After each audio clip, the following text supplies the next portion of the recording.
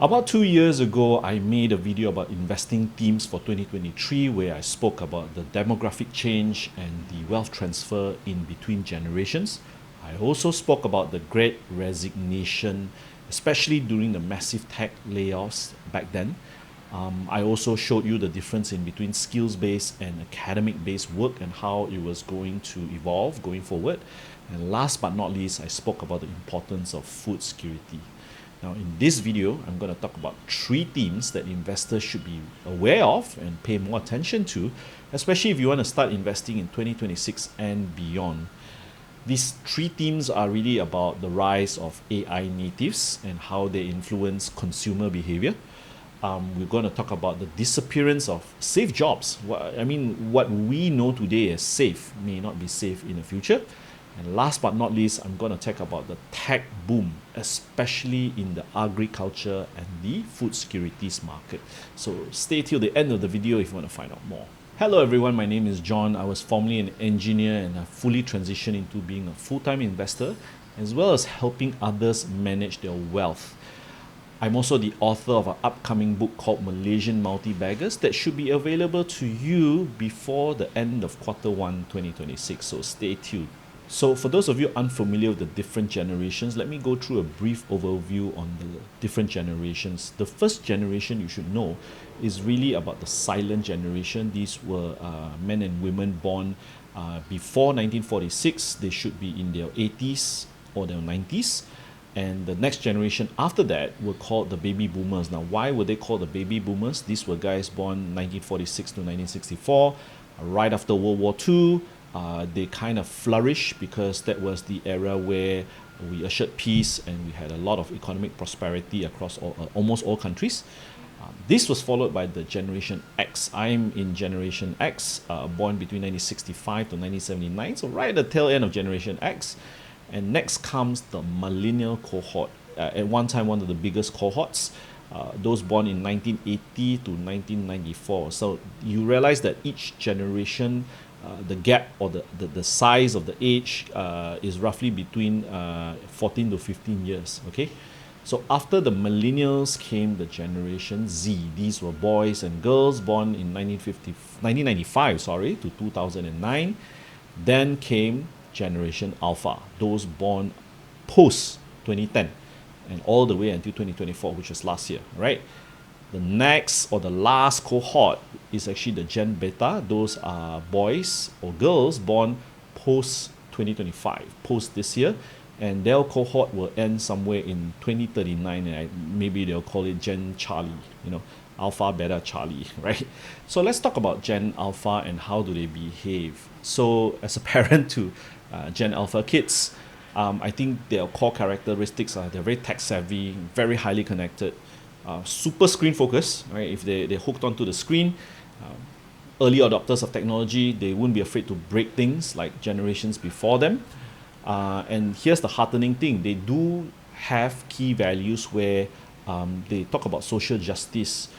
They are a lot more aware about environmental issues compared to generations before them. But they also really prioritize personalization because they want to have services on demand. They want almost instantaneous gratification. But here's the good thing as well, because they have very much strong personal influence, value influence from their parents, because this was a generation that probably grew up during the COVID stage.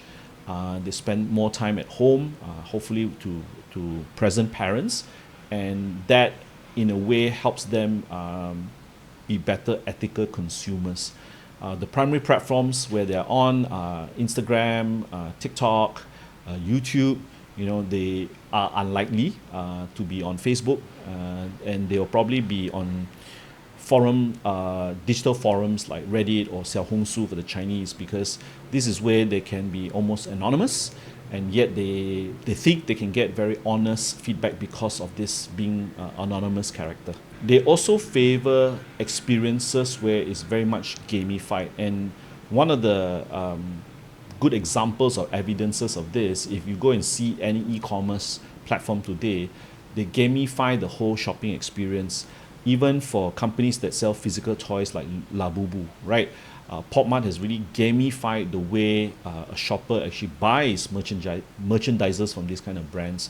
So these are where Gen X behaviors actually manifest itself, and companies that do not understand or do not get on this trend, then most likely they will not get Gen Alpha as their consumers. Ironically, I think it is also sometimes misunderstood that Gen Alpha prioritizes educational content. They like content that is available on demand, and rather than waiting for permission to actually for a teacher or for a very linear programming to actually teach them about educational material. Because as I said right earlier, that they are the AI native generation. Answers are sought and delivered instantaneously, and therefore that personalization and also interactive kind of instantaneous, I think that's the word I would, instantaneous interaction is something that they value and they treasure. The second theme I want to talk about is something very related to what I do as well as a content creator, as someone who helps people manage their wealth, is really the rise of an AI-powered solopreneur. Now, I reminisce my journey when I first started coming out to do research-based, for investing or for delivering training and speeches. It was a little bit more of a semi-automated process. Yes, you have Google. Yes, you have YouTube. And when AI was launched way back in the early 2020s, it was not as refined, not as precise as what it is today. So the other thing also is also a lot about these automation tools that were not available to most entrepreneurs. Can you imagine back in the day, if you want to have your domain, you have to host it on a server, you probably have to be tech savvy, try to figure out how to host it and all those, and figuring out the hardware required. And today, you get on Google Cloud or Amazon Web Service or any other cloud service provider, you can have your website up and running within hours, if not even minutes, right? So all these enablers, I would call tech enablers, coupled with social media, branding, it really allows the solopreneur to have very little or lean teams, lean resources to actually start a business and have all these automated tools, digital tools to actually help him or her run the business. Now, in the past, all this was very prohibitive. You would require a lot more capital. You have to hire people. You have to hire a team to really get a business off the ground. But today, that has been democratized, and it's very heartening because it allows more people to embark on what we deem risky in the past. Today, the barriers of entry is lower, but it also helps rise the quality of content being generated because many people are coming in, but the ones that do or create better content, they were the ones who will stand out. Those who create a better brand, a better message, create a better product or service, these are the guys that will really stand out, even though it is democratized. So yeah, the next theme I really want to talk about is the rise of the AI solopreneur, and we'll see that grow from strength to strength from 2026 onwards. The last theme I want to talk about, and it's something also very personal to me, because my grandfather, when he first came from China over to Malaysia, the only way they could survive was being in the agriculture industry.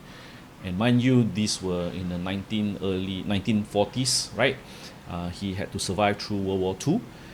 And back then, agriculture was back-breaking labor, right? I was fortunate enough not to grow up on a farm. My father did. So I'm going to take you through the 5 phases, how agriculture has actually evolved. Actually, agriculture 1.0, as they define it, anywhere between 1700s to the 1800s. These were very reliant on human animal labor, essential hand tools, your hoe, your shovels, your picks and all that. Then it transitioned somewhat into agriculture 2.0 in the early 18th century to the early 20th century. Now, these were the introduction of machinized or mechanized agriculture tools. You don't really need to use a horse, a bullock cart anymore. You have a little bit more utilization of scientific concepts to actually find better seeds and all that. But really, during agriculture 3.0, this was in the mid 20th century, 1940s to the 1960s, where you have irrigation techniques. Even on non-fertile soil, you actually use engineering know-how to improve the yields, to use better machinery, to use pesticides, to use fertilizer to protect the crops, right? Only in the late 20th century and early 21st century, that's where precision agriculture really came, agriculture 4.0. This is when people were using more and more VR, AR, big data analytics, drones, people coming up with better variants of plants, better variants of seeds, saplings. So you have large guys like the Monsantos, like the BASF coming with better variants. Then you start using also things like, Internet of Things, devices, sensors that can be, spread out across your farm to gather intelligent data to give you insights to say, hey, we probably need more fertilizer here because it rains less and things like that, But what we are seeing today is the rise of agriculture 5.0, and this is where you feed a lot of this data. In the past, this data comes back to a scientist, and he or she will have to try to find out or try to gather some insights based on his or her experience to try to figure out, okay, we got to do this. But now, with more and more sensors being cheaply available, a lot of more data to be ingested, and a lot of better artificial intelligence models, what you're seeing is this. You see iterations, mistakes being done faster, and learning process gets faster. And what we're starting to see are things like vertical farming, things like LED to actually fasten or hasten the process of bringing food or produce, farm to fork or farm to plate, either term, right? You see the rise of aquaponics, and once you see the rise of like vertical farms, what happens is this: you can actually grow things or plant things or cultivate things that are closer to where the final destination of the crop needs to be. Now, in the past, Malaysia used to produce a lot of bananas as well, right? But if you go to the US, a lot of bananas are not actually planted in the US. They're planted in Latin America, where it's slightly closer to the equator. They have tropical weather and all that. And a lot of these logistics costs brings a lot of carbon emission, introduces more costs, and a lot of importation logistics, right? But if vertical farming hits unit economics point that is cheap enough, what happens is that the logistics is not necessary anymore, because it's just planted maybe in New York City, or maybe in KL, or maybe straight out in Tokyo, where you have tropical fruits that is being imported currently. It's right next to the doorstep. More efficient use of land, more efficient use of buildings, and obviously increased use of electricity. But in a way, the lesser of two evils. You try to ship it, airship some fresh produce, rather you have it produced right next to your doorstep. So I think it's something that it's most missing from the headlines. Today we look at AI, tech, software, and all this, but basic needs of humans, things like food, things like agriculture, they are also undergoing a revolution that is less likely, less shown from the public eye. And this is something that as investors, as contrarian thinkers, we have to be aware of. I think we should take an opportunity to glimpse into it, and do our research to say, hey, is there an edge? Is there someone that's doing something different? Is there someone that's doing something viable that can generate good cash flow? And that's something a contrarian investor should really look in. So there you go. Those are the three main themes that I think you should be looking at in 2026 if you want to start investing and beyond. Obviously, there's a lot more themes that you should be looking at, but try not just to focus on the news headlines, is the point I'm trying to say. For those of you new to investing, new to the concepts of wealth, and feel a little bit lost, I have a free guidebook that is available for you to download. Just go to the links in this YouTube below, and you will find this book called The Road to 1 Million, The Roadmap to 1 Million. Please, use it as a resources. And for those of you who want to understand how I analyze companies and how do I look at financial statements, the business model, check out the other videos on this YouTube channel.